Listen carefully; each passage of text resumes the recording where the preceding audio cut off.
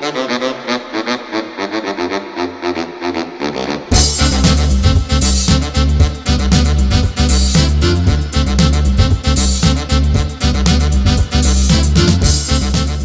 les Frenchies, bienvenue dans cette nouvelle vidéo, ça nous fait plaisir de vous retrouver. Et oui, on a eu une petite pause forcée de quelques mois, mais on est de retour avec qui? Avec Simon. Salut Simon. Salut Tedesco, c'est un plaisir de te retrouver enfin une nouvelle vidéo. C'est vrai qu'on a mis un peu de temps, mais ça y est, on revient plus motivé que jamais. On revient fort avec un nouveau format, un format qu'on va appeler le NBA French News. C'est une petite revue d'actualité assez rapide, une dizaine de minutes sur les Français toutes les semaines au niveau hebdomadaire. Cette première vidéo en est une, elle sera un peu plus longue parce que ça fait un petit moment qu'on vous a pas eu devant nous. Mais voilà, ça toutes les semaines et après on va aussi essayer de développer d'autres projets. Sûrement on l'espère un projet live en stream et on espère pouvoir partager ça avec vous, la communauté, très bientôt.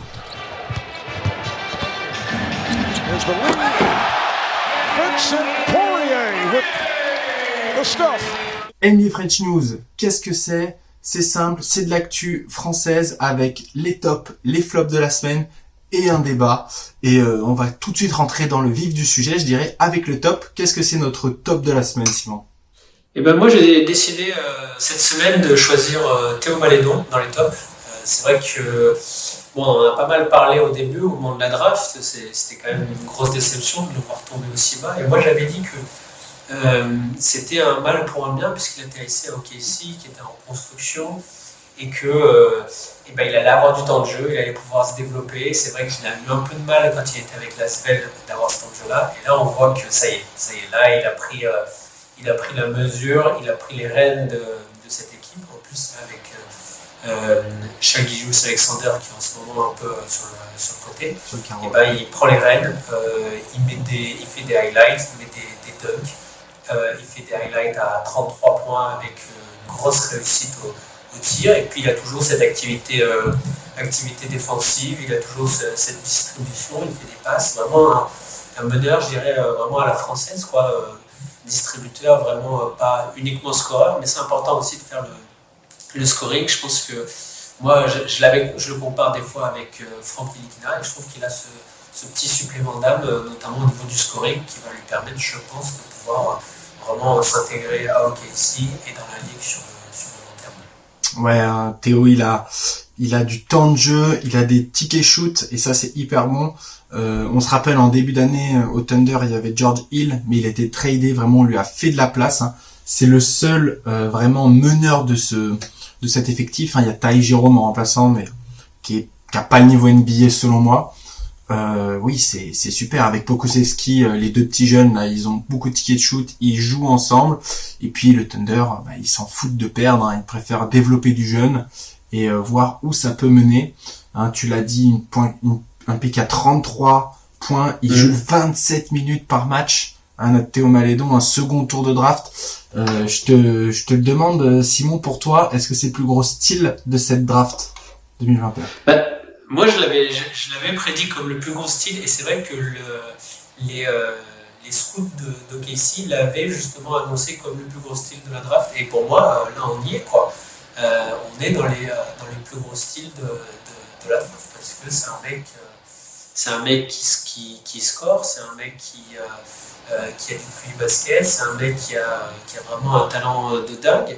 Alors, on pourrait peut-être le mettre dans la discussion avec Emmanuel Quickley à Onyx qui a aussi un second tour et qui a aussi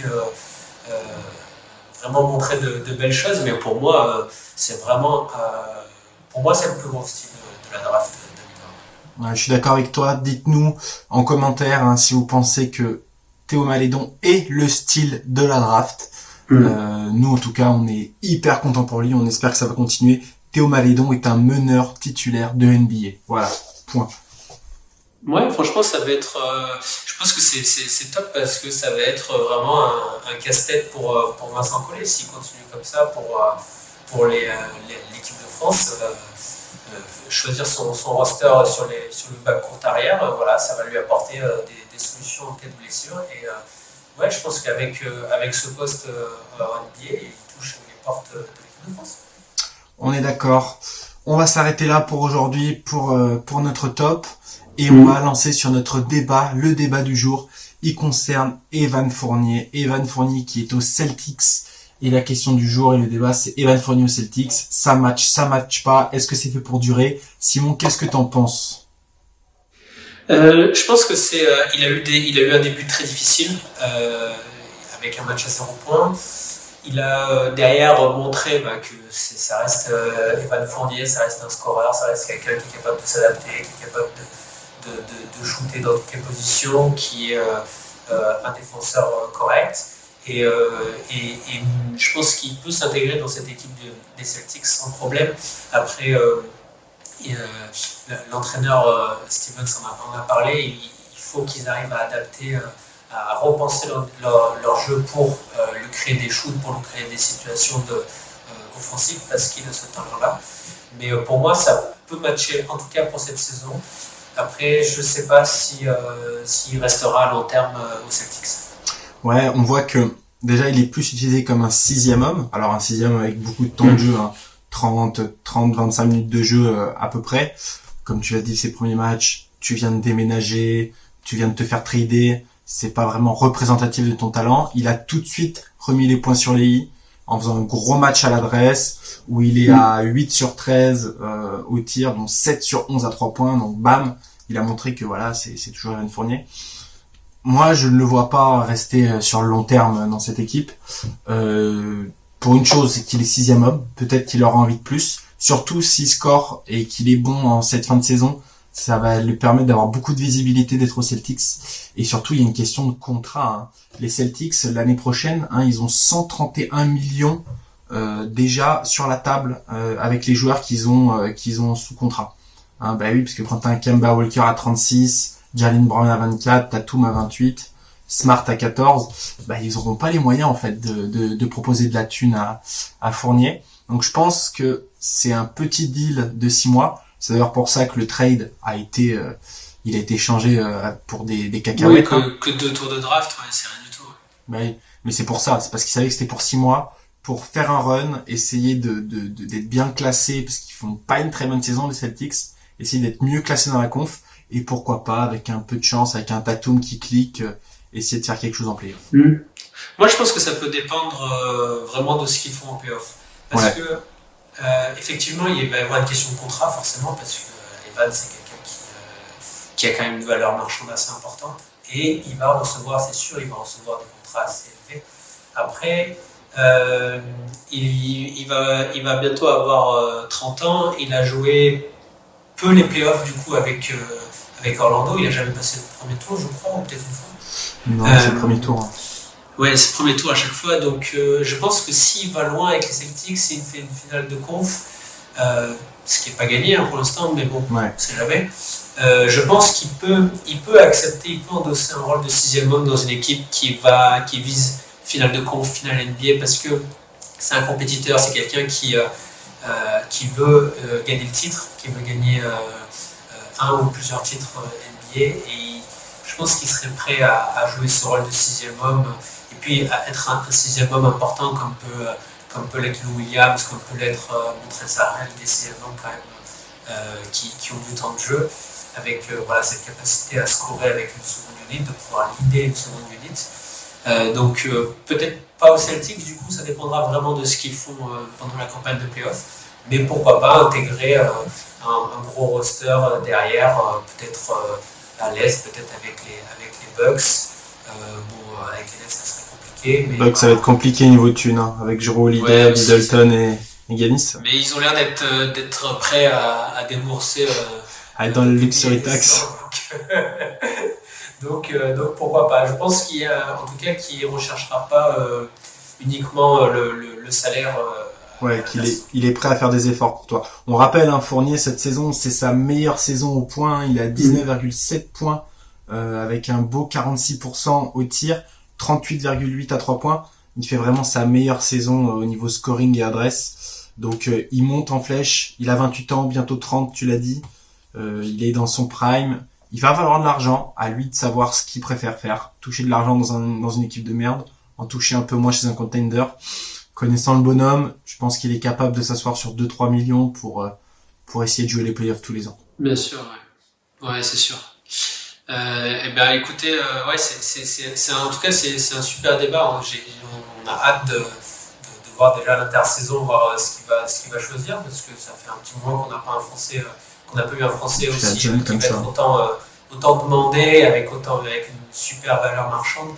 Donc ça va être super intéressant de voir où est-ce qu'il va atterrir. Déjà de le voir atterrir au Celtics, c'est une bonne nouvelle. De le voir jouer aux playoffs, jouer les playoffs cette année, parce qu'avec Orlando ça allait être compliqué. Donc ouais, c'est une super nouvelle et on lui souhaite en tout cas que le meilleur pour la suite. Et dites-nous, vous par exemple, ça peut être intéressant, ça pourrait être un débat pour une prochaine vidéo de savoir où est-ce que nous on le voit atterrir. Vous, dites-nous en commentaire où est-ce que vous le voyez atterrir, dans quelle franchise il pourrait s'épanouir et potentiellement gagner le titre. On va finir avec le flop.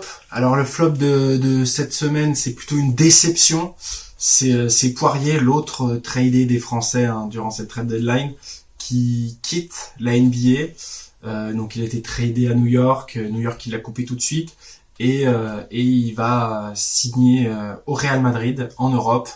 Une décision sportive, l'histoire d'avoir du temps de jeu en prévision des JO de cette année. Simon, forcément une petite déception. Ouais, c'est une déception parce que nous on en a parlé, on a fait une vidéo avec lui. C'est quand même quelqu'un qui a un parcours basket qui est extraordinaire. Comme Sekou Doumbouya, c'est des mecs qui en l'espace de quelques années ont atteint le top niveau. Il a vraiment des qualités intéressantes, des qualités qui pour moi auraient pu permettre d'aider de nombreuses équipes. C'est vrai que moi je suis assez étonné qu'il n'y ait pas une équipe qui lui ait proposé un contrat minimum pour le faire jouer avec du temps de jeu. Et puis c'est vrai qu'il y a cette déception parce que c'est quelqu'un qui au final a été dans 3 franchises, enfin même pas parce qu'il n'a pas été au Knicks, dans 2 franchises. Dans 2 franchises, il n'a jamais eu sa chance. Il a toujours eu il a toujours eu quelqu'un titulaire sur son poste, pour qui c'était difficile de le déloger. Et il n'a jamais vraiment eu sa chance. Donc c'est vraiment une déception. Et pour moi, je pense que comme tu le dis, c'est vraiment une question sportive pour pouvoir rester, pour pas que l'équipe de France lui ferme les portes. Mais pour moi, je pense que je pense pas que ce soit quelqu'un qui ferme les yeux à la NBA. Je pense qu'il va y retourner ou il y retournera. On fera un débat sur est-ce que vous pensez que c'est un problème de niveau ou un problème de chance, et on parlera d'autres Français qui ont eu ce même problème. Dites-nous en commentaire, vous, si vous pensez que Poirier a le niveau NBA ou pas. On ne dit pas d'être titulaire, mais potentiellement remplaçant. Ça nous intéresse d'avoir votre avis, parce que nous, on pense que c'est un bosseur qui mérite une place dans un roster NBA. Ouais, c'est en tout cas. Mais bon, ça va être intéressant de le suivre au Real Madrid. Ça va être intéressant aussi. On va voir cet été. Est-ce qu'il va refaire le grand saut, ou en tout cas essayer, voir ou alors s'il abandonne cette vision NBA pour se concentrer sur l'Euroleague, parce que bon, il rejoint quand même un roster, une écurie qui est le Real Madrid, qui est quand même une grande équipe européenne, donc ça va être quand même intéressant aussi de le voir évoluer. Ouais, clairement.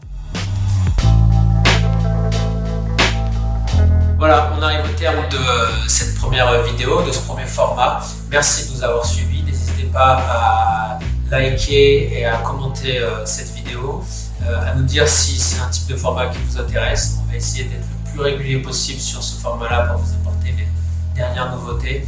Et en attendant, restez clutch. Salut les Frenchies. For sure, the pitch ahead by Middleton.